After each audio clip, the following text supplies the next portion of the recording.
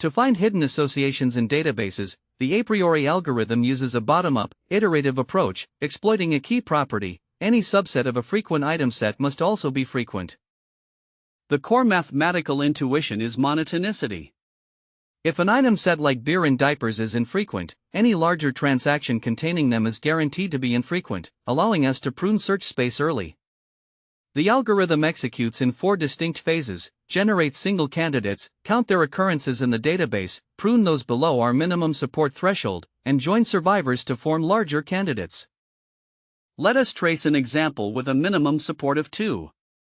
We scan our transaction database to extract candidate 1 itemsets, and count how many times each item appears across all transactions. Crisps has a support of 1, which is below our threshold of 2, so we prune it. We then self-join the surviving frequent items to generate candidate 2 item sets.